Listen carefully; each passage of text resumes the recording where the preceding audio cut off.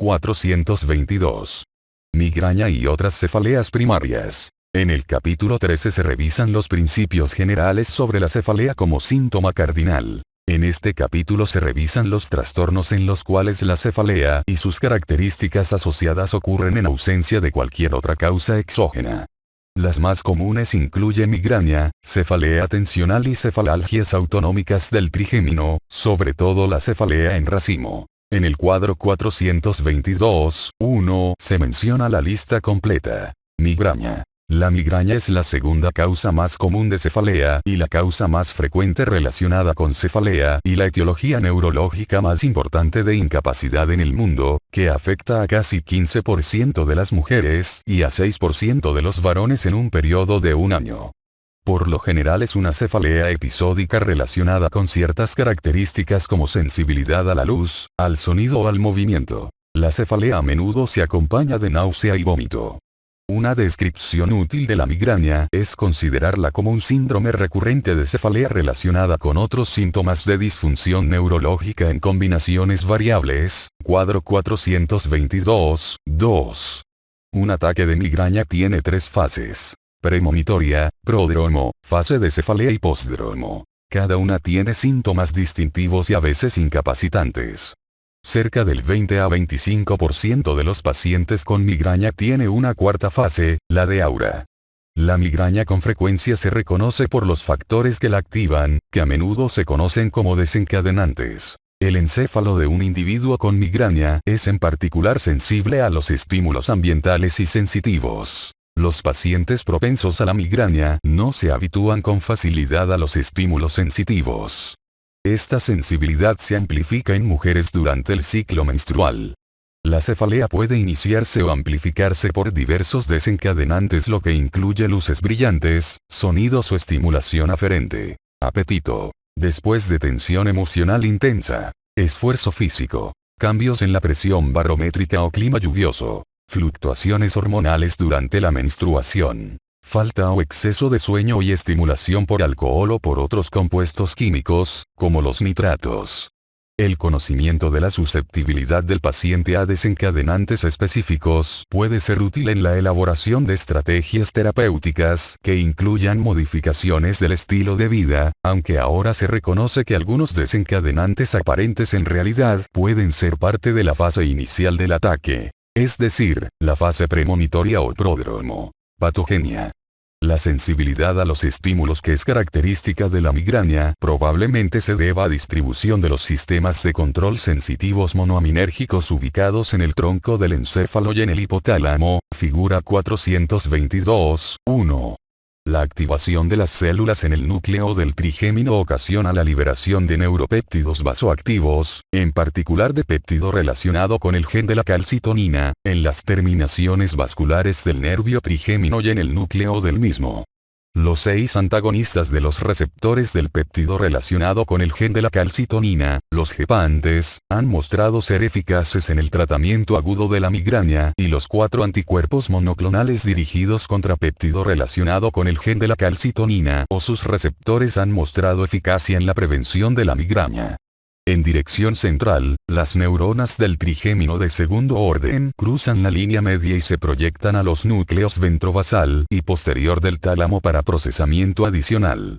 Además, hay proyecciones a la sustancia gris periacueductal y al hipotálamo, a partir del cual los sistemas descendentes recíprocos han establecido efectos antinociceptivos. Otras regiones del tronco del encéfalo que probablemente participen en la modulación descendente del dolor del trigémino incluyen el núcleo del locus cerúleo en la protuberancia y en la región rostroventromedial del bulbo raquídeo. Los datos farmacológicos y de otro tipo señalan a la afección del neurotransmisor 5-hidroxitriptamina, 5-HT, también conocido como serotonina, en la migraña. Al final de la década de 1950, se encontró que la metisergida antagoniza ciertas acciones periféricas de 5-hidroxitriptamina y se introdujo, con base en sus propiedades antiinflamatorias, como el primer fármaco capaz de evitar las crisis de migraña. Los triplanos se desarrollaron para estimular de manera selectiva subpoblaciones de receptores 5-hidroxitriptamina. Existen al menos 14 receptores diferentes para 5-hidroxitriptamina en seres humanos. Los triptanos son agonistas potentes de los receptores 5-hidroxitriptamina 1B y 5-hidroxitriptamina 1D y algunos tienen actividad en los receptores 5-hidroxitriptamina 1F. Los agonistas exclusivos de este último receptor se conocen como ditanos. Los triptanos detienen la señalización nerviosa en la vía nociceptiva del sistema trigeminovascular, al menos en el núcleo caudado del trigémino y en el tálamo sensitivo del trigémino, además de producir vasoconstricción craneal, mientras que los ditanos han demostrado de manera concluyente ser eficaces en las migrañas agudas, al actuar solo sobre sitios neurales. Ha existido un gran interés en los sitios neurales como objetivo farmacológico para el tratamiento agudo y preventivo de la migraña. Los datos también apoyan la participación de la dopamina en la fisiopatología de la migraña. La mayor parte de los síntomas de la migraña pueden inducirse por estimulación dopaminérgica. Además, existe hipersensibilidad de los receptores de dopamina en los individuos con migraña, como se demuestra por la inducción de bostezos, náusea, vómito, hipotensión y otros síntomas de crisis migrañosa por agonistas dopaminérgicos en dosis que no afectan a los individuos que no padecen migraña. Los antagonistas de los receptores de la dopamina son fármacos eficaces en individuos con migraña, en especial cuando se administran por vía parenteral o cuando se administran en forma simultánea con otros fármacos antimigrañosos. Además, la activación hipotalámica anterior, que se observa en las cefaleas en racimo, se ha observado en la fase premonitoria de la migraña utilizando estudios de imagen funcional, lo que podría ser un aspecto clave para comprender parte de la participación de la dopamina en este trastorno. Los genes de la migraña identificados por el estudio de familias con migraña hemipléjica familiar revelan afección de los conductos iónicos, lo que sugiere alteraciones en la excitabilidad de la membrana, lo que podría predisponer a la migraña. Hoy en día se sabe que las mutaciones del gen CAGNA1A, que afectan los conductos de calcio controlados por voltaje de tipo CAF2,1, P/Q, causan migraña hemipléjica familiar 1. Esta mutación causa casi 50% de los casos de migraña hemipléjica familiar.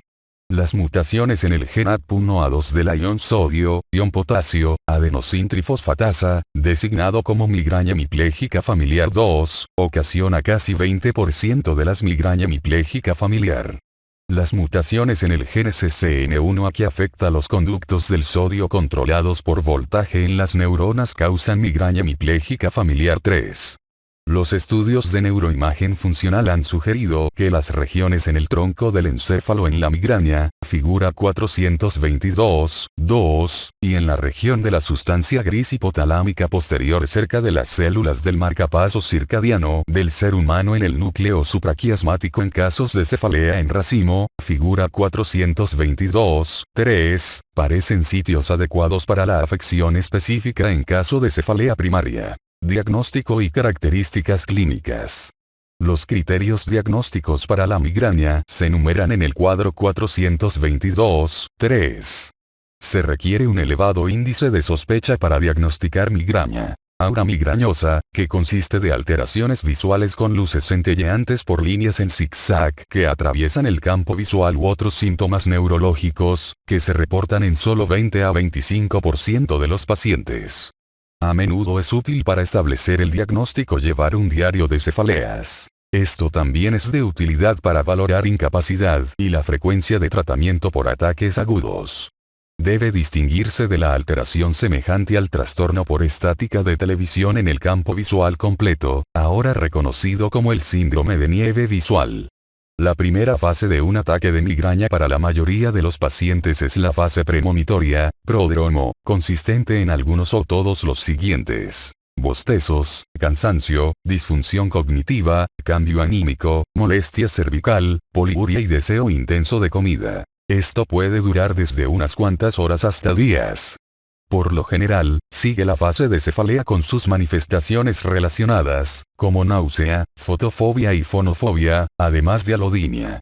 Cuando se pregunta a los pacientes, estos síntomas típicos de migraña también inician en la fase premonitoria y los síntomas premonitorios típicos también continúan durante la fase de cefalea.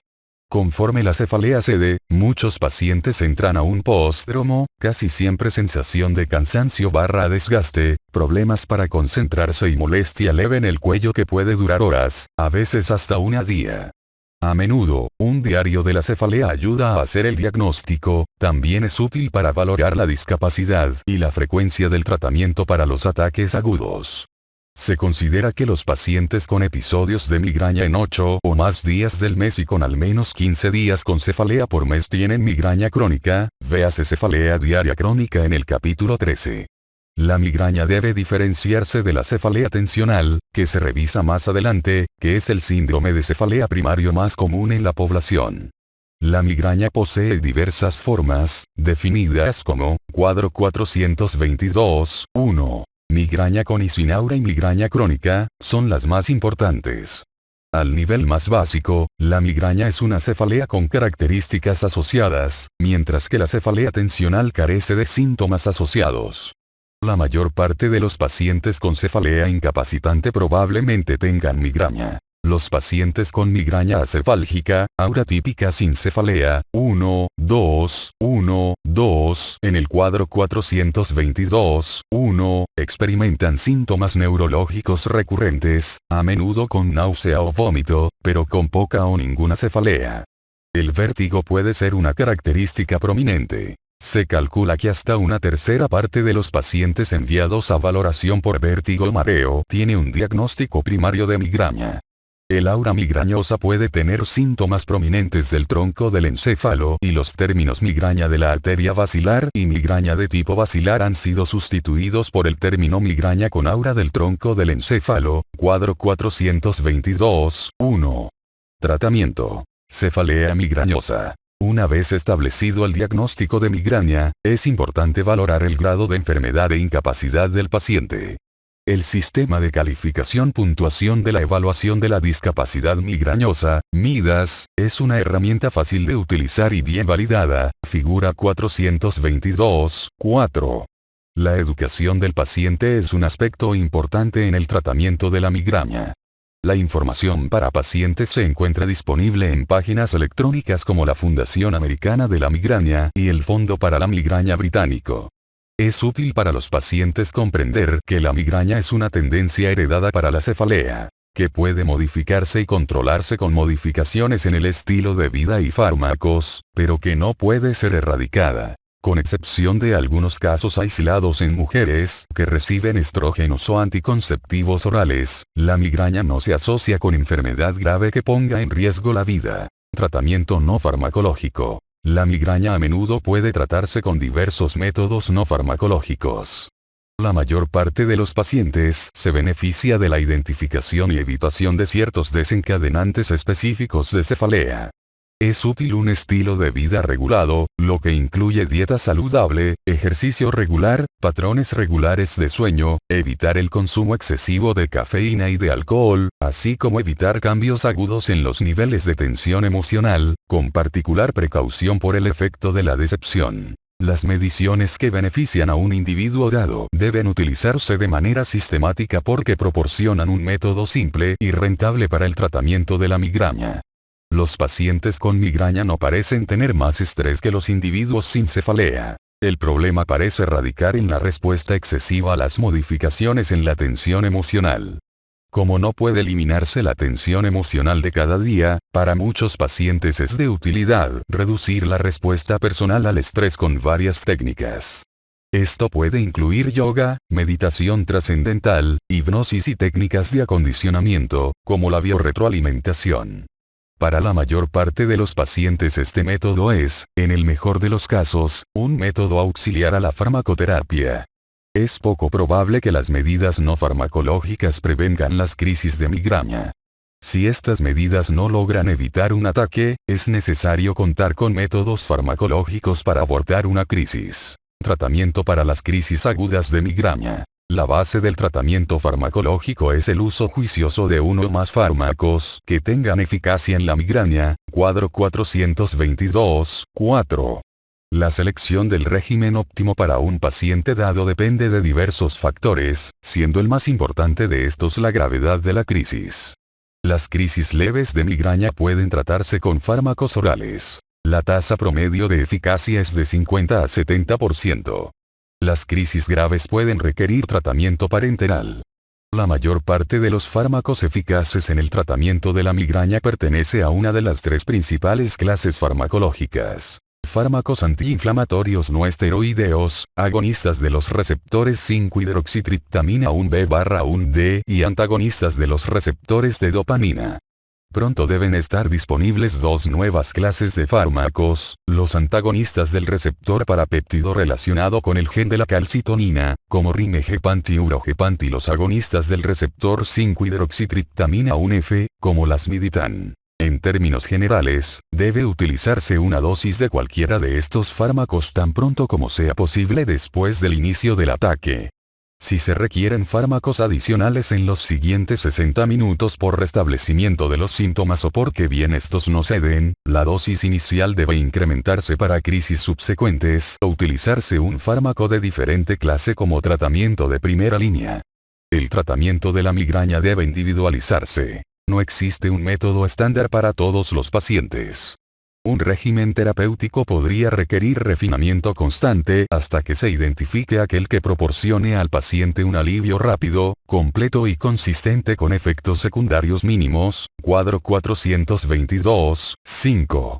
Fármacos antiinflamatorios no esteroideos. La gravedad y duración de la crisis migrañosa pueden reducirse de manera significativa con antiinflamatorios no esteroideos. Cuadro 422, 4. Muchos individuos con migraña no diagnosticada se prescriben a sí mismos antiinflamatorios no esteroideos. El consenso general es que los antiinflamatorios no esteroideos son más eficaces cuando se toman en etapas tempranas del ataque migrañoso. Sin embargo, la eficacia de estos fármacos en la migraña suele ser menos que óptima en crisis migrañosas moderadas o intensas. La combinación de paracetamol, ácido acetilsalicílico y cafeína ha sido aprobada para su uso por la Administración de Alimentos y Medicamentos de Estados Unidos para el tratamiento de la migraña leve a moderada. La combinación de ácido acetilsalicílico y metoclopramida ha demostrado ser comparable a una dosis de sumatriptano oral. Los efectos secundarios importantes de los antiinflamatorios no esteroideos incluyen dispepsia e irritación gastrointestinal. Agonistas de los receptores 5-hidroxitriptamina 1B/1D, oral. La estimulación de los receptores 5-hidroxitriptamina 1B/1D puede detener una crisis migrañosa aguda. La ergotamina y la dihidroergotamina son agonistas no selectivos de los receptores, mientras que los triptanos son agonistas selectivos de los receptores 5-hidroxitriptamina 1B/1D. Diversos triptanos, agonistas de los receptores 5-hidroxitriptamina 1B/1D, sumatriptano, almotriptano, L-triptano, frovatriptano, naratriptano, risatriptano y solmitriptano, se encuentran disponibles para el tratamiento de la migraña. Cada uno de los fármacos del grupo de los triptanos tiene propiedades farmacológicas similares, pero varía ligeramente en términos de eficacia. Risatriptano y L-triptano son los más eficaces en los triptanos disponibles a la fecha en Estados Unidos. El sumatriptano y el solmitriptano tienen tasas similares de eficacia y de tiempo de inicio, con la ventaja de contar con múltiples formulaciones, mientras que el almotriptano tiene tasas de eficacia similares al sumatriptano y se tolera mejor, en tanto que el frovatriptano y naratriptano tienen un inicio ligeramente más lento y se toleran mejor. La eficacia clínica parece tener relación más con el tiempo para alcanzar la concentración plasmática máxima que con la potencia, semivida o biodisponibilidad. Esta observación es compatible con la gran cantidad de datos que indican que los analgésicos de acción más rápida son más eficaces que los fármacos de acción más lenta. Por desgracia, la monoterapia con agonistas selectivos de los receptores 5-hidroxitriptamina 1B/1D de administración oral no produce un alivio rápido, consistente y completo de la migraña en todos los pacientes. En términos generales, los triptanos no son eficaces en la migraña con aura, a menos que se administren después de que el aura se ha completado e inició la cefalea. Los efectos secundarios son comunes, aunque suelen ser leves y transitorios. Además, los agonistas de los receptores 5-hidroxitriptamina 1B/1D están contraindicados en individuos con antecedentes de enfermedad cardiovascular y cerebrovascular. La recurrencia de la cefalea con el tiempo habitual de evolución de un ataque, es otra limitación importante del uso de los triptanos, que ocurre al menos de manera ocasional en la mayor parte de los pacientes. La evidencia de estudios clínicos con asignación al azar y grupo testigo ha demostrado que la administración simultánea de un antiinflamatorio no esteroideo de acción prolongada, naproxeno, 500 mg con sumatriptano incrementa el efecto inicial del sumatriptano y, de mayor importancia, reduce las tasas de recurrencia de la cefalea. Las preparaciones con ergotamina ofrecen un método no selectivo de estimulación de los receptores 5-hidroxitriptamina 1. Debe buscarse la dosis de ergotamina que no produzca náusea, porque las que producen náusea son demasiado elevadas y pueden intensificar la cefalea. Con excepción de la formulación sublingual de la ergotamina, las formulaciones orales también contienen 100 mg de cafeína, que en teoría incrementa la absorción de ergotamina y posiblemente añaden actividad analgésica. La dosis promedio de ergotamina oral para las crisis de migraña es de 2 mg. Como los estudios clínicos que demuestran la eficacia de la ergotamina en la migraña preceden a la metodología de los estudios clínicos utilizados con los triptanos, es difícil valorar la eficacia clínica de la ergotamina en comparación con los triptanos. En términos generales, la ergotamina parece tener una incidencia mucho más elevada de náusea que los triptanos, pero menor recurrencia de la cefalea. Vía nasal. Las preparaciones nasales de dihidroergotamina, solmitriptano o sumatriptano pueden utilizarse en pacientes que requieren administración por vía diferente a la oral. Los atomizadores nasales originan concentraciones sanguíneas sustanciales en 30 a 60 minutos. Aunque en teoría dichos atomizadores podrían proporcionar un alivio más rápido y más eficaz de las crisis de migraña que las preparaciones orales, su eficacia reportada es de solo 50 a 60%. Los estudios con una nueva formulación inhalada de dihidroergotamina indican que los problemas de absorción pueden superarse para producir un inicio de acción rápido con buena tolerabilidad. Vía parenteral. La administración de fármacos por inyección, como la dihidroergotamina y sumatriptano, fue aprobada por la Administración de Alimentos y Medicamentos de Estados Unidos para el alivio rápido de la crisis migrañosa. Las concentraciones plasmáticas máximas de dihidroergotamina se alcanzan 3, 30 y 45 minutos después de la administración intravenoso, intramuscular y subcutánea, respectivamente. Si una crisis no ha alcanzado su punto máximo, la administración subcutánea o intramuscular de 1 mg de dihidroergotamina es suficiente en casi 80 a 90% de los pacientes. El sumatriptano, 4 a 6 mg subcutáneo, es efectivo en 50 a 80% de los pacientes y ahora puede administrarse con un dispositivo sin aguja. Antagonistas de los receptores de dopamina. Vía oral. Estos antagonistas por vía oral pueden considerarse como tratamiento adjunto en la migraña. La absorción del fármaco se afecta durante la migraña por la disminución de la motilidad gastrointestinal. La absorción tardía ocurre incluso en ausencia de náusea y tiene relación con la gravedad de la crisis y no con su duración. Por tanto, cuando fracasa el tratamiento oral con antiinflamatorios no esteroideos, con triptanos o combinaciones de estos, debe considerarse la adición de antagonistas de los receptores de dopamina, como la metoclopramida, 10 mg o domperidona, 10 mg, no disponible en Estados Unidos, para incrementar la absorción gástrica. Además, los antagonistas de los receptores de dopamina disminuyen la náusea/vómito y restablecen la motilidad gástrica normal. Vía parenteral. Por esta vía, los fármacos como la clorpromacina, proclorperacina, metoclopramida proporcionan alivio significativo de cuadros agudos de migraña. Pueden utilizarse en combinación con agonistas de los receptores 5-hidroxitriptamina 1B/1D por vía parenteral. Un protocolo común por vía intravenoso utilizado en el tratamiento de la migraña grave consiste en la administración de una mezcla de 5 mg de proclorperacina y 0,5 mg de dihidroergotamina, a pasar en 2 minutos. Otros fármacos para la migraña aguda. Vía oral. La combinación de paracetamol, dicloralfenazona e isometepteno, 1 a 2 cápsulas, está clasificada por la Administración de Alimentos y Medicamentos de Estados Unidos como posiblemente eficaz en el tratamiento de la migraña.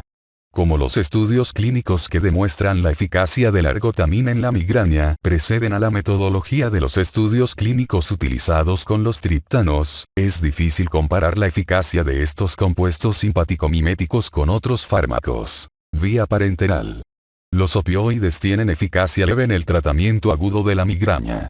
Por ejemplo, a menudo se administra meperidina intravenoso, 50-100 miligramos, en los servicios de urgencias.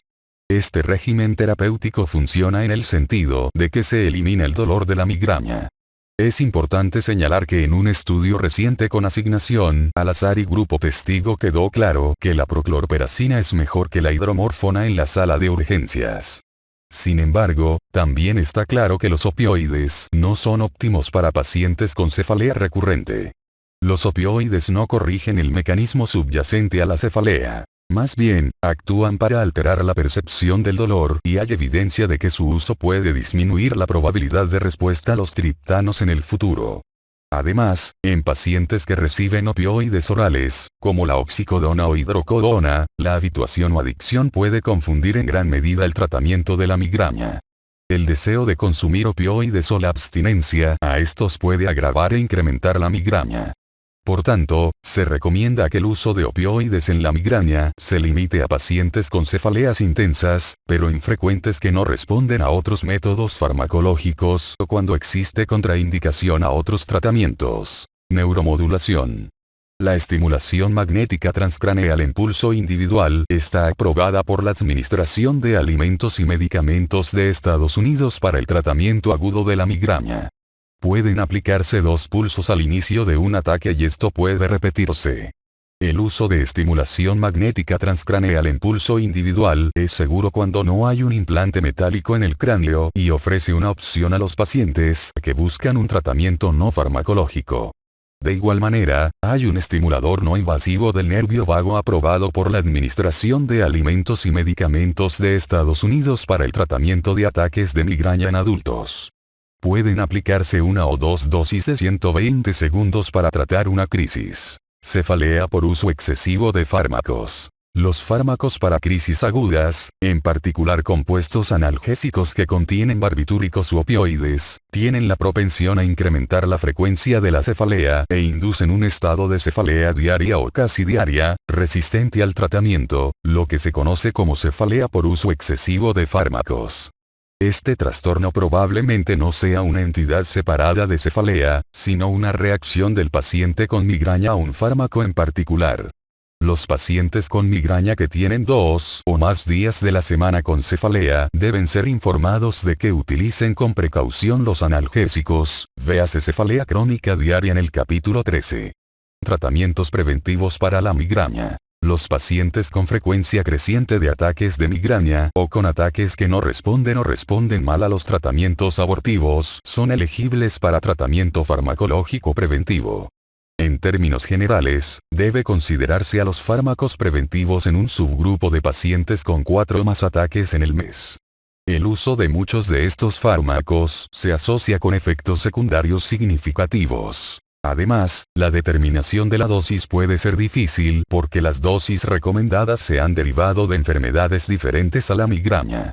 El mecanismo de acción de estos fármacos es poco claro. Parece probable que se modifique la sensibilidad encefálica a la migraña. Los pacientes suelen iniciar con dosis bajas del tratamiento elegido. La dosis se incrementa gradualmente hasta un máximo razonable, a fin de obtener beneficio clínico. Los fármacos que tienen la capacidad de estabilizar la migraña se muestran en el cuadro 422-6.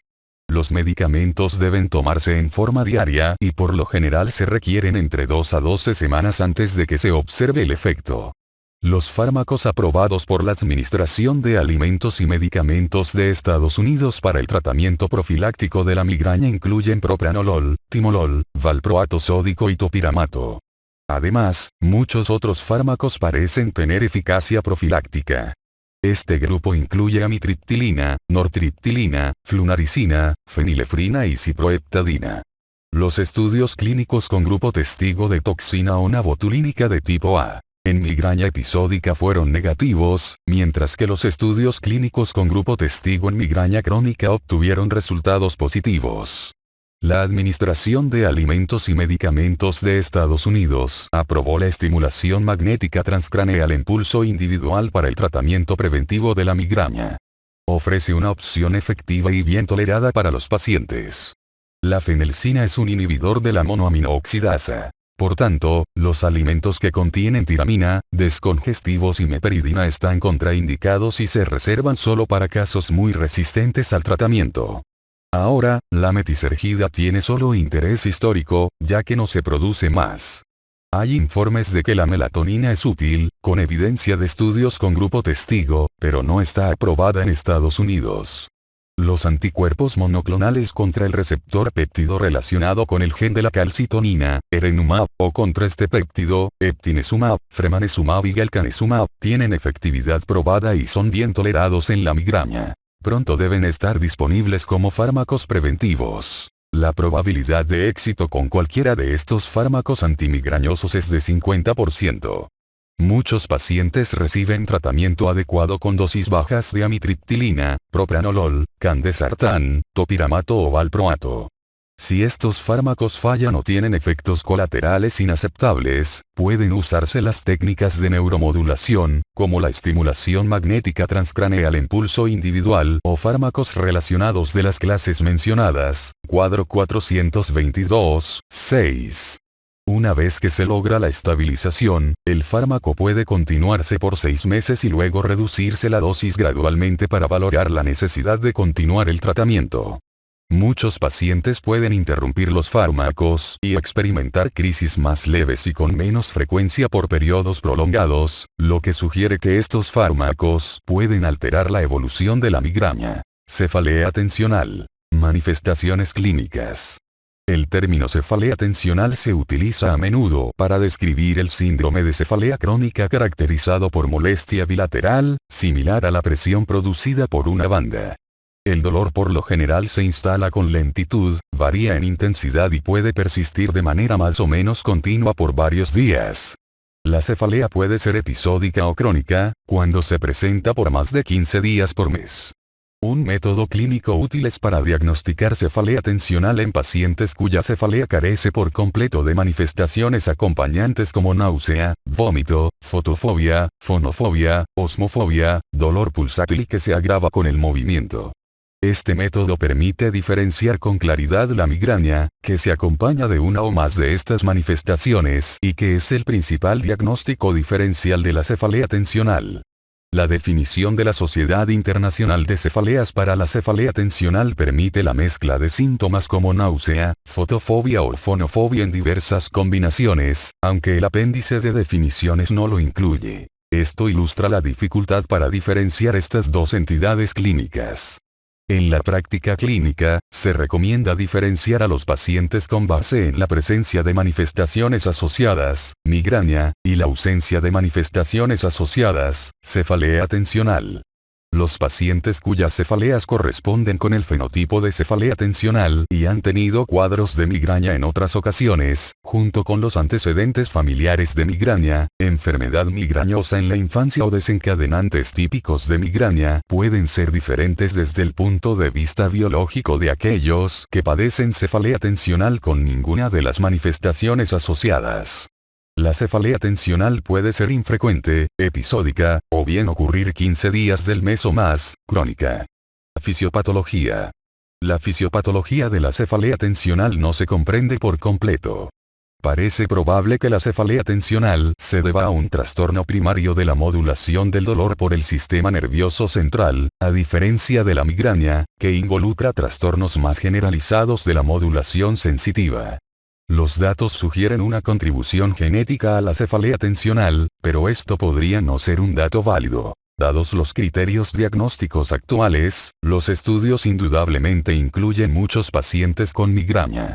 El nombre de cefalea tensional implica que el dolor es producto de la tensión nerviosa, pero no existe evidencia clara de la tensión emocional como la causa. Se ha considerado que la contractura muscular es una característica que diferencia cefalea tensional de la migraña, pero parece no haber diferencias en la contracción entre los dos tipos de cefalea. Tratamiento. Cefalea tensional. El dolor de cefalea tensional por lo general puede tratarse con analgésicos simples como paracetamol, ácido acetilsalicílico o antiinflamatorios no esteroideos. Los métodos conductuales, que incluyen relajación, también pueden ser eficaces. Los estudios clínicos han demostrado que los triptanos no son de utilidad en la cefalea tensional pura, aunque los triptanos son eficaces en cefalea tensional cuando el paciente también tiene migraña. Para la cefalea tensional crónica, la amitriptilina es el único tratamiento demostrado, cuadro 422, 6. Otros compuestos tricíclicos, inhibidores selectivos de la recaptación de serotonina y benzodiazepinas no han demostrado eficacia. No existe evidencia de la eficacia de la acupuntura. Los estudios clínicos con grupo testigo de toxina onabotulínica tipo A en cefalea tensional crónica ha producido resultados negativos. Cefalalgia autonómicas del trigémino, lo que incluye cefaleas en racimo. Las cefalalgias autonómicas del trigémino describen un grupo de cefaleas primarias entre las que se incluye la cefalea en racimo, hemicránea paroxística, crisis de cefalea neuralgiforme unilateral de acción corta con hiperemia conjuntival y epífora, cefalea neuralgiforme unilateral de corta duración con síntomas craneales autonómicos y hemicránea continua, cuadro 422, 1. Las cefalalgias autonómicas del trigémino se caracterizan por ataques relativamente cortos de cefalea acompañada de síntomas autonómicos craneales, como epífora, inyección conjuntival, plenitud aural o congestión nasal, cuadro 422, 7. El dolor suele ser intenso y puede ocurrir más de una vez al día. Por la congestión nasal o rinorrea asociadas, los pacientes a menudo son diagnosticados de manera errónea como con cefalea por sinusitis y reciben tratamiento con descongestivos, los cuales son ineficaces. Las cefalalgias autonómicas del trigémino deben diferenciarse de la cefalea de corta duración, en que no tienen síndromes autonómicos craneales prominentes, sobre todo neuralgia del trigémino, cefalea pulsátil primaria y cefalea híblica. El patrón cíclico, la duración, la frecuencia y momento de aparición de los ataques son útiles para clasificar a los pacientes. En los pacientes con cefalalgias autonómicas del trigémino deben solicitarse imágenes hipofisarias y pruebas de función hipofisaria porque hay un exceso de manifestación por cefalalgias autonómicas del trigémino entre las personas con cefalea causada por tumores hipofisarios, sobre todo los secretores de prolactina y hormona del crecimiento. Cefalea en racimos. Esta es una forma relativamente rara de cefalea primaria, aunque es un trastorno frecuente, con una constancia en la población cercana a 0,1%. El dolor es profundo, por lo general retroorbitario, a menudo de gran intensidad, no fluctuante y de naturaleza explosiva. Una característica central de la cefalea en racimos es su periodicidad. Al menos ocurre un ataque diario de dolor a la misma hora del día para la duración de un episodio de cefalea en racimo. El paciente típico de cefalea en racimo tiene un episodio diario con 1 o 2 ataques de dolor unilateral relativamente corto 8 a 10 semanas al año. Esto por lo general se continúa con un intervalo sin dolor que promedia poco menos de un año.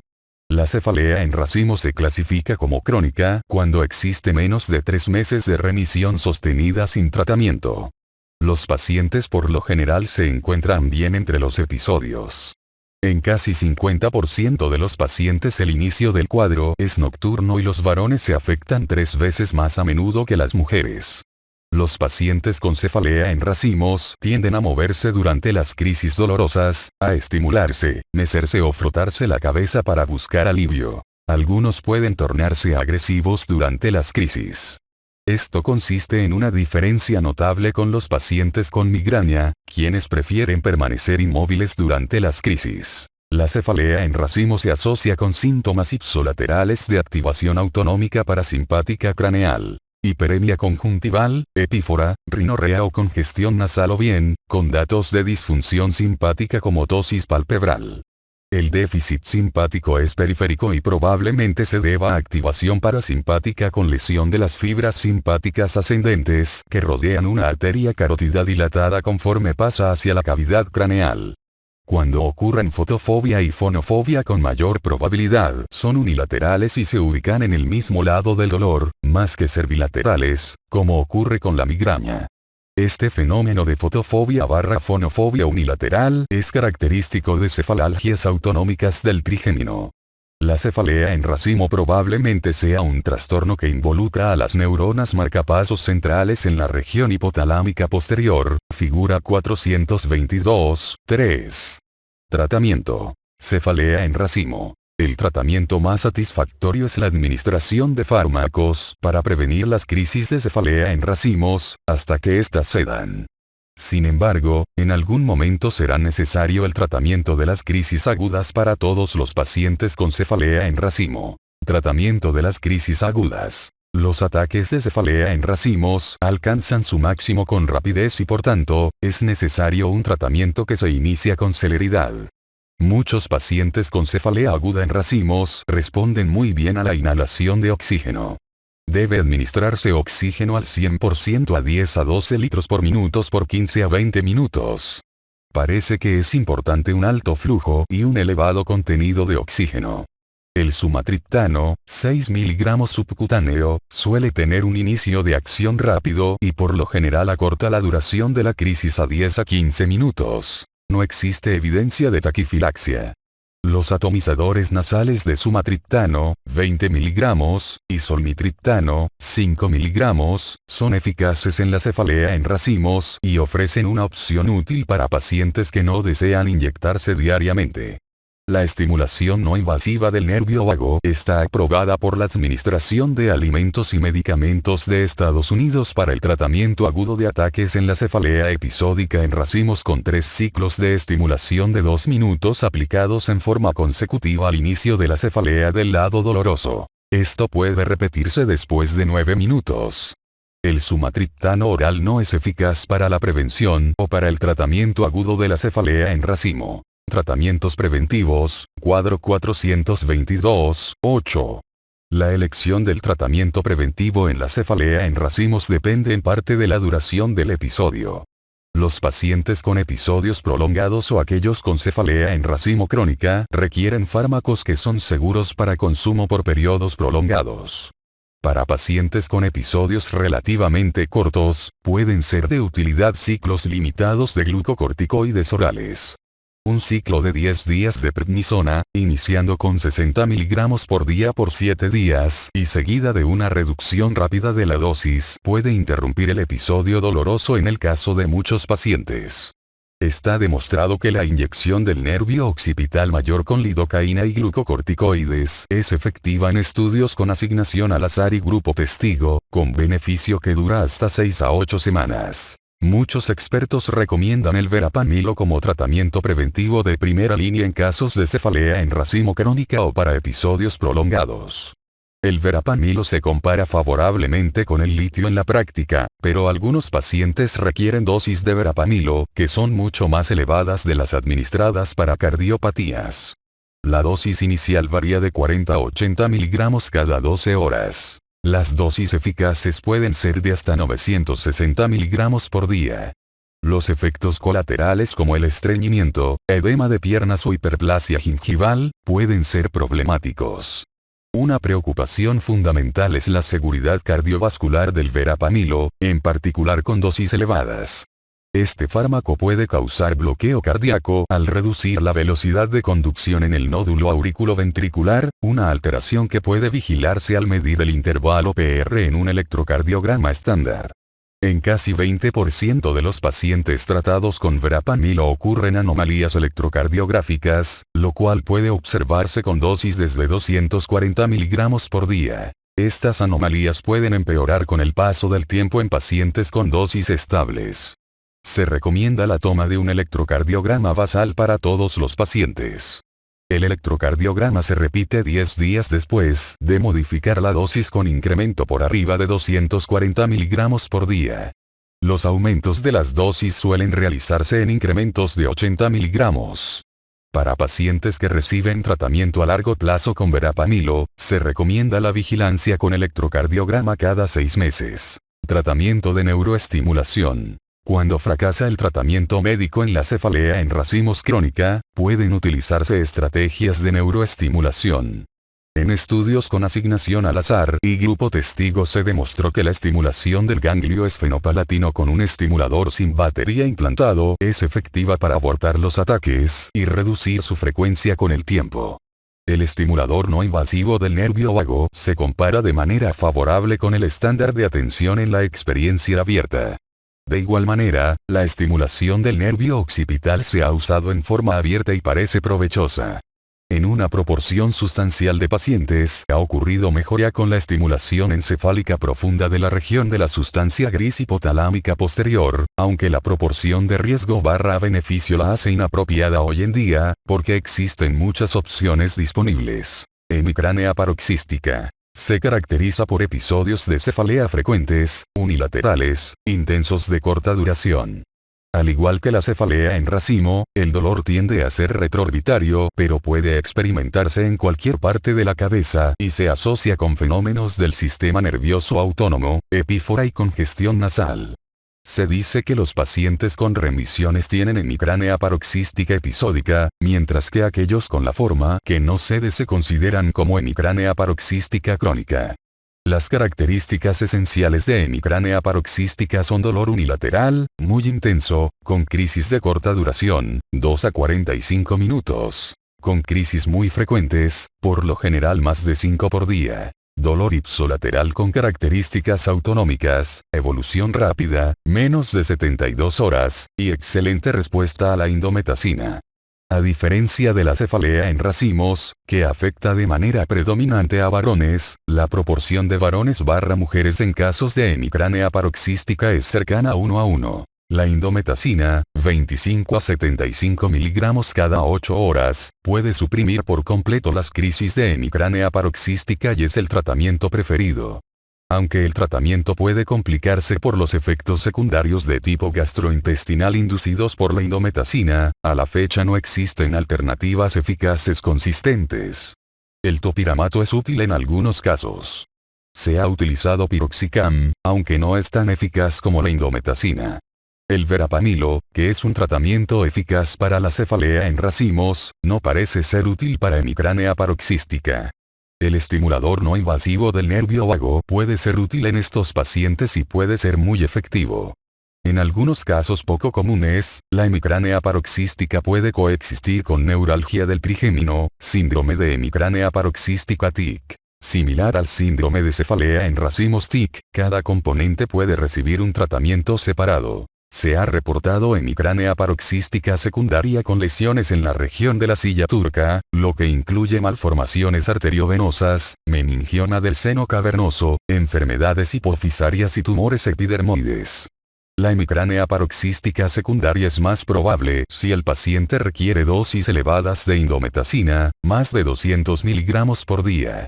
En pacientes con hemicránea paroxística aparentemente bilateral, debe sospecharse incremento de la presión del líquido cefalorraquídeo. Es importante observar que la indometacina reduce la presión del líquido cefalorraquídeo.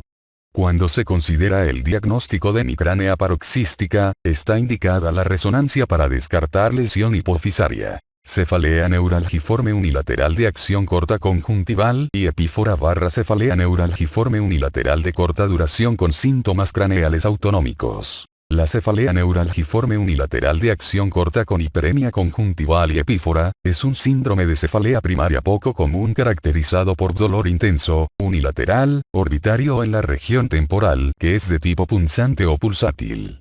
El diagnóstico requiere al menos 20 ataques, con duración de 5 a 240 segundos. Debe haber hiperemia conjuntival ipsolateral y epífora. En algunos pacientes no ocurre la hiperemia conjuntival con la epífora, en cuyo caso puede establecerse el diagnóstico de SUNA, cefalea neuralgiforme unilateral de corta duración con síntomas craneales autonómicos. Diagnóstico. El dolor de cefalea neuralgiforme unilateral de acción corta conjuntival y epífora/cefalea neuralgiforme unilateral de corta duración con síntomas craneales autonómicos es unilateral y puede ubicarse en cualquier parte de la cabeza. Pueden observarse 3 patrones básicos. Dolor punzante individual, que suele ser de corta duración. grupos de dolor punzante o bien, ataques más prolongados que incluyen sensación de la percepción de varios dolores punzantes en los cuales el dolor no cede por completo, dando origen al fenómeno de dientes de sierra con ataques que duran varios minutos. Cada patrón puede observarse en el contexto de cefalea continua subyacente. Las características que sugieren el diagnóstico de cefalea neuralgiforme unilateral de acción corta conjuntival y epífora son desencadenantes cutáneos, o de otro tipo, para las crisis dolorosas, falta de un periodo refractario entre las crisis dolorosas y la falta de respuesta a la indometacina. Además de los trastornos sensitivos del trigémino, el examen neurológico es normal en la cefalea neuralgiforme unilateral de acción corta conjuntival y epífora / cefalea neuralgiforme unilateral de corta duración con síntomas craneales autonómicos primaria. El diagnóstico de cefalea neuralgiforme unilateral de acción corta conjuntival y epífora / cefalea neuralgiforme unilateral de corta duración con síntomas craneales autonómicos a menudo se confunde con neuralgia del trigémino, en particular con la primera división del nervio trigémino, capítulo 433. Los síntomas craneales autonómicos mínimos o ausentes y un claro periodo refractario para los factores desencadenantes sugieren el diagnóstico de neuralgia del trigémino. Cefalea neuralgiforme unilateral de acción corta conjuntival y epífora secundario, sintomático. La cefalea neuralgiforme unilateral de acción corta conjuntival y epífora puede observarse con lesiones hipofisarias por la fosa posterior. Todos los pacientes con cefalea neuralgiforme unilateral de acción corta conjuntival y epífora / cefalea neuralgiforme unilateral de corta duración con síntomas craneales autonómicos deben ser valorados con pruebas de función hipofisaria, resonancia encefálica con observación de la hipófisis. Tratamiento. Cefalea neuralgiforme unilateral de acción corta conjuntival y epífora / cefalea neuralgiforme unilateral de corta duración con síntomas craneales autonómicos. Tratamiento abortivo. El tratamiento de las crisis agudas no es un concepto útil en casos de cefalea neuralgiforme unilateral de acción corta conjuntival y epífora / cefalea neuralgiforme unilateral de corta duración con síntomas craneales autonómicos porque los ataques son de corta duración. Sin embargo, la administración intravenosa de lidocaína puede detener los síntomas y utilizarse en pacientes hospitalizados. Tratamiento preventivo. El objetivo del tratamiento es la prevención a largo plazo para disminuir la incapacidad y las hospitalizaciones. El tratamiento más eficaz para la prevención es la lamotrigina, 200 a 400 mg por día. El topiramato y la gabapentina también pueden ser eficaces. Se ha reportado que la administración de carbamazepina, 400 a 500 mg por día, puede ofrecer beneficios modestos al paciente. Los métodos quirúrgicos como la descompresión microvascular o los procedimientos destructivos del trigémino rara vez son beneficiosos y a menudo producen complicaciones a largo plazo. La inyección del nervio occipital mayor ha producido beneficios limitados en algunos pacientes. La estimulación de los nervios occipitales probablemente sea de utilidad en un subgrupo de estos pacientes. En casos intratables, puede ser eficaz la prevención a corto plazo con lidocaína intravenoso. Hemicránea continua. Las características esenciales de la hemicránea continua son el dolor moderado y continuo relacionado con fluctuaciones de dolor intenso, resolución completa del dolor con indometacina y exacerbaciones que pueden relacionarse con características autonómicas, lo que incluye la hiperemia conjuntival, epífora y fotofobia en el lado afectado. La edad de inicio varía de 10 a 70 años. Las mujeres se afectan 2 veces más a menudo que los varones. Se desconoce la causa. Tratamiento. Hemicránea continua. Consiste en indometacina. Otros antiinflamatorios no esteroideos parecen tener poco o ningún beneficio. La inyección intramuscular de 100 mg de indometacina se ha propuesto como herramienta diagnóstica. La administración de un placebo inyectable en forma ciega puede ser muy útil para el diagnóstico. Otro método consiste en la administración de un ciclo de indometacina vía oral, iniciando con 25 mg cada 8 horas, después 50 mg cada 8 horas hasta 75 mg cada 8 horas. Puede ser necesario administrar la dosis máxima hasta por 2 semanas para valorar si las dosis tienen efecto útil. El topiramato es beneficioso en algunos pacientes. El estimulador no invasivo del nervio vago puede ser útil en estos pacientes. La estimulación del nervio occipital probablemente sea útil en pacientes con hemicránea continua que no toleran la indometacina. Otras cefaleas primarias. Cefalea primaria con tos. Es una cefalea primaria generalizada que inicia de forma súbita, que dura varios segundos o minutos, y en ocasiones unas cuantas horas y es desencadenada por la tos. Se previene al evitar la tos u otros eventos precipitantes, lo que incluye estornudos, esfuerzo, risas o agacharse. En todo paciente con este síndrome deben descartarse otras causas graves antes de establecer el diagnóstico de cefalea primaria con tos de tipo benigno. La malformación de Chiari o cualquier lesión que cause obstrucción del flujo del líquido cefalorraquídeo o desplace las estructuras cerebrales puede causar la cefalea. Otras enfermedades que pueden estar presentes con la tos o con la cefalea de esfuerzo como síntoma inicial incluyen aneurisma cerebral, estenosis carotídea y enfermedad vertebrovascular. La cefalea benigna con tos puede comportarse como cefalea benigna de esfuerzo, véase más adelante, pero los pacientes con cefalea benigna con tos suelen ser de edad más avanzada. Tratamiento. Cefalea primaria con tos. El tratamiento preferido consiste en indometacina, 25 a 50 miligramos cada 8 a cada 12 horas. Algunos pacientes con cefalea primaria con tos obtienen interrupción completa de sus crisis dolorosas por la punción lumbar. Esta es una opción simple en comparación con el uso prolongado de indometacina y es eficaz en casi 33% de los pacientes. Se desconoce el mecanismo de esta respuesta. Cefalea primaria de esfuerzo. Tiene características similares a la cefalea con tos y la migraña. Puede ser precipitada por cualquier forma de ejercicio. A menudo es de naturaleza pulsátil, como la migraña. El dolor, que dura menos de 48 horas, es bilateral y pulsátil al inicio. Pueden desarrollarse características migrañosas en pacientes susceptibles a la migraña. La duración tiende a ser más breve en adolescentes que en adultos de edad avanzada. La cefalea primaria de esfuerzo puede prevenirse al no realizar esfuerzo excesivo, en particular en climas cálidos o en grandes altitudes. Es poco claro el mecanismo de la cefalea primaria de esfuerzo. La distensión venosa aguda probablemente explique parte del síndrome, el inicio agudo de cefalea con el esfuerzo y al retener la respiración, como ocurre en la cefalea de los levantadores de pesas. Como el esfuerzo puede ocasionar cefalea en varias enfermedades graves, capítulo 13, estas alteraciones deben considerarse en pacientes con cefalea de esfuerzo. El dolor de angina puede irradiarse a la cabeza, tal vez por conexiones centrales de las aferentes vagales, y puede presentarse como cefalea de esfuerzo, cefalalgia cardíaca. El vínculo con el ejercicio es el principal indicio clínico de que la cefalea es de origen cardíaco. En ocasiones, el feocromocitoma puede causar cefalea de esfuerzo. Otras causas posibles son las lesiones intracraneales y la estenosis de las arterias carótidas. Tratamiento. Cefalea primaria de esfuerzo. Los regímenes de ejercicios deben iniciar con baja intensidad y progresar gradualmente a niveles más elevados de intensidad. La indometacina, en dosis diarias de 25 a 150 miligramos suelen ser eficaces en la cefalea benigna de esfuerzo.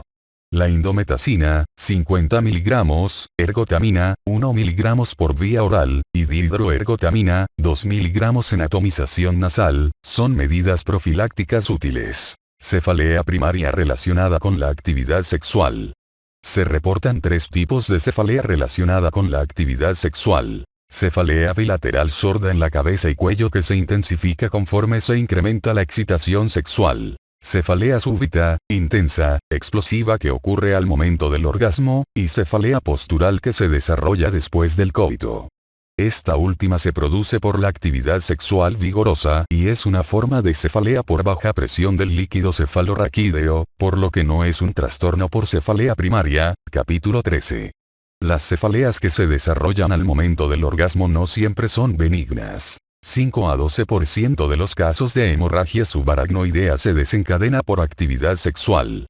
La cefalea relacionada con la actividad sexual se reporta en varones más a menudo que en mujeres y puede ocurrir en cualquier momento durante los años de actividad sexual. Puede desarrollarse en varias ocasiones en forma sucesiva y después no ocurrir de nuevo, incluso sin un cambio evidente en la actividad sexual. En pacientes que interrumpen su actividad sexual cuando la cefalea se percibe por primera vez, el dolor puede ceder en un periodo de 5 minutos a 2 horas. En casi 50% de los pacientes, la cefalea relacionada con la actividad sexual cede en los siguientes 6 meses. La mayoría de las personas con cefalea sexual no tiene cefalea por ejercicio ni por tos. Esta paradoja clínica suele ser un marcador de la cefalea sexual primaria.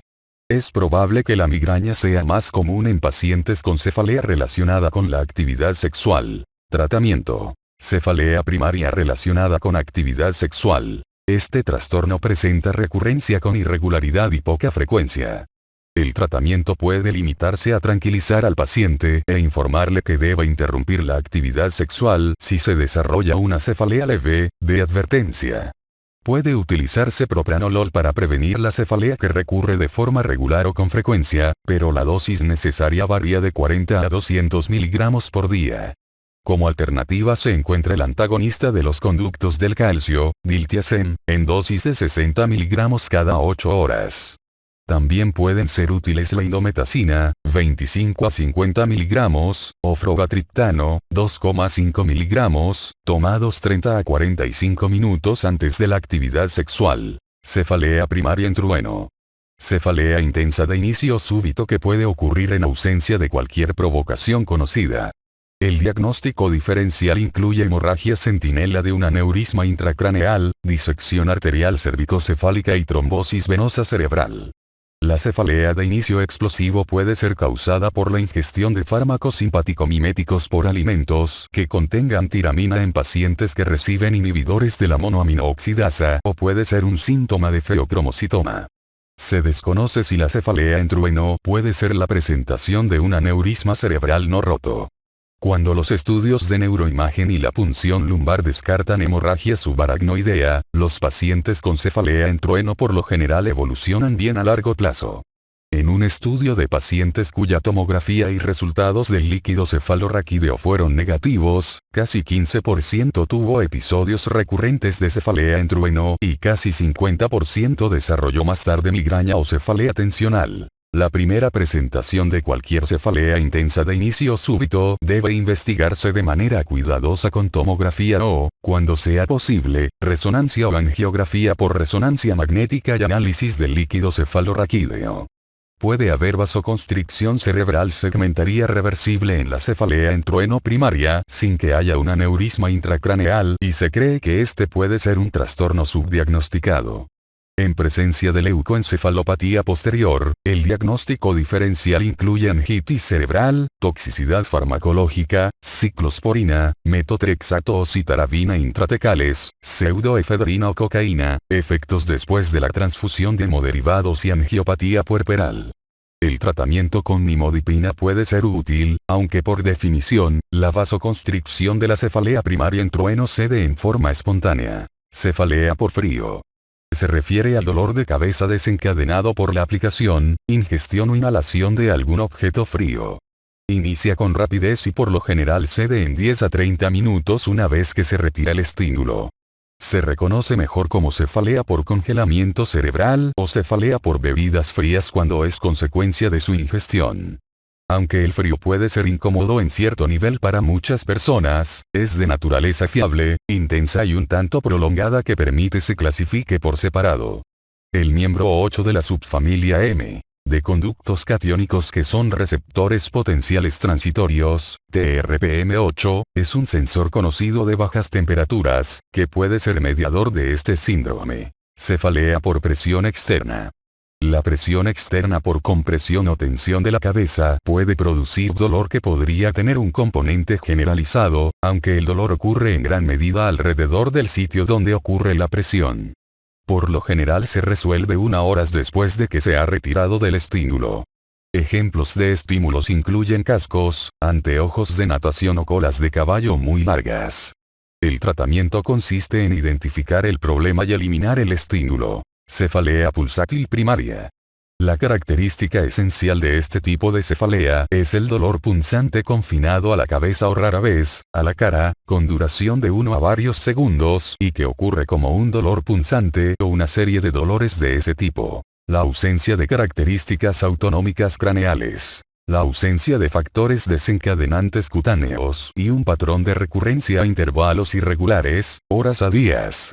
El dolor se ha descrito como dolor en picayalo o como pinchazos y toques eléctricos. Son más comunes en pacientes con otras cefaleas primarias como la migraña, cefalalgias autonómicas del trigémino y hemicránea continua. Tratamiento. Cefalea pulsátil primaria. La respuesta de la cefalea pulsátil primaria a la indometacina, 25 a 50 miligramos cada 8 a 12 horas, suele ser excelente. Como regla general, los síntomas presentan remisiones y exacerbaciones y después de un periodo de control con indometacina, es apropiado interrumpir el tratamiento y observar los resultados. Cefalea numular. Este trastorno se percibe como una molestia redondeada o elíptica en un lugar fijo, que varía de tamaño de 1 a 6 centímetros y que puede ser continuo o intermitente. Con poca frecuencia puede ser multifocal. Puede ser episódico, pero más a menudo es continuo durante las exacerbaciones. Acompañando al dolor puede haber trastornos sensitivos locales como alodinia o hiperestesia. Las lesiones óseas o dermatológicas locales deben descartarse por exploración y estudios clínicos. Este trastorno puede ser difícil de tratar. A menudo se utilizan compuestos tricíclicos como la mitriptilina o los anticonvulsivos, como el topiramato o valproato. Este fenotipo puede verse en combinación con migraña y cefalalgias autonómicas del trigémino, en cuyo caso el tratamiento del trastorno relacionado a menudo es efectivo también para la cefalea numular. Cefalea hípnica. Este síndrome de cefalea por lo general inicia unas cuantas horas después del inicio del sueño. Las cefaleas duran de 15 a 30 minutos y suelen ser moderadamente intensas y generalizadas, aunque pueden ser unilaterales y pulsátiles. El paciente podría reportar que se acuesta a dormir solo para despertarse con una crisis dolorosa unas cuantas horas más tarde. Pueden ocurrir hasta 3 repeticiones de este patrón a lo largo de la noche. Las siestas diurnas también pueden desencadenar el dolor de cabeza. La mayor parte de los pacientes son del género femenino y las cefaleas suelen iniciar después de los 60 años. Las cefaleas son bilaterales en la mayor parte de los casos, pero pueden ser unilaterales. No suele haber fotofobia, fonofobia o náusea. La principal consideración secundaria en este tipo de cefalea es la hipertensión mal controlada. Se recomienda vigilar la presión de 24 horas para detectar esta enfermedad susceptible de tratamiento. Tratamiento. Cefalea hípnica. Los pacientes con cefalea hípnica por lo general responden a una dosis de carbonato de litio, 200 a 600 miligramos, al ir a la cama por la noche. Para las personas intolerantes al litio, estrategias alternativas consisten en la administración de verapamilo, 160 miligramos. 1 a 2 tazas de café o cafeína, 60 miligramos por vía oral al ir a la cama por las noches, pueden ser eficaces en casi 33% de los pacientes. Los reportes de casos también sugieren que pueden ser efectivos la flunaricina, 5 miligramos por la noche o indometacina, 25 a 75 miligramos por la noche. Nueva cefalea diaria persistente. Este trastorno ocurre en varones y en mujeres. Puede ser de tipo migrañoso, con características de migraña o puede carecer de características sobresalientes, comportándose como cefalea tensional de inicio reciente. Las características migrañosas son comunes e incluyen cefalea unilateral y dolor pulsátil. Cada característica está presente en casi 33% de los pacientes. En 50% de los pacientes ocurre náusea, fotofobia, fonofobia o combinaciones de estos síntomas. Algunos pacientes tienen antecedente de migraña. Sin embargo, la proporción de individuos que sufren nueva cefalea diaria persistente con migraña preexistente no es mayor que la frecuencia de la migraña en la población general. La nueva cefalea diaria persistente puede ser más frecuente en adolescentes. El tratamiento de la nueva cefalea diaria persistente del tipo migrañoso consiste en utilizar tratamientos preventivos eficaces en la migraña, véase antes. La nueva cefalea diaria persistente sin síntomas asociados es una de las cefaleas primarias más resistentes al tratamiento.